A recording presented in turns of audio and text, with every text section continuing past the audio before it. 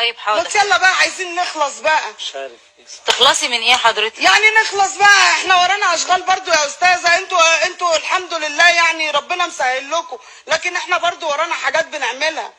مسهل لنا ايه؟ يعني ربنا مسهل لكم، عندكم بدل الخدامه 3 والله. لكن احنا اللي بنعمل ده. احنا بنسعى وبنتعب في بيوتنا يا شيخه والله. الله. يعني ده انت الساعه بس اللي انت لابساها تعيشنا سنه. انت جايه كده في وشي كده بتقولي لي الكلام ده؟ هو انا بقول حاجه غلط؟ يبقى ما عندكيش شغلتين 3. عندك حق. ايه يا ست انت اللي انت بتقوليه ده؟ عندك حق. ايه يا ست انت؟ ايه اللي انت بتقوليه ده يا حاجه؟ ما تردي عليا. يعني احنا بيطلع عينينا في بيوتنا، لكن انتوا ناس مرتاحه. والله انت شايفه كده؟ طبعا. فانت جايه تقولي انا ست مرتاحه وانت ست تعبانه شقيانه. ايه دخل الحوار في ده؟ هو انت شايفه يعني غير كده يا استاذه؟ بتقولي لي وراك وايه يعني؟ ايه اللي دخل الحوار في ده؟ مش انت اللي بتقولي لي وراك وايه؟ ورانا ان احنا نروح ننظف. يعني اسكت انت. والله واحنا ما بننضفش في بيوتنا ولا ايه؟ لا انتوا عندكم شغالين والله. حضرتك.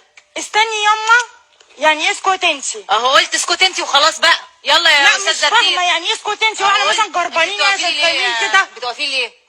بتخوفيني يعني ولا ايه؟ لا ولا خوفك ولا ما طب اقعدي. خوفكيش، بس انا اصلا مجنونه. طب والله مجنونه؟ اه. مجنونه على نفسك. لا مش على نفسي. طب اقعدي اقعدي اقعدي.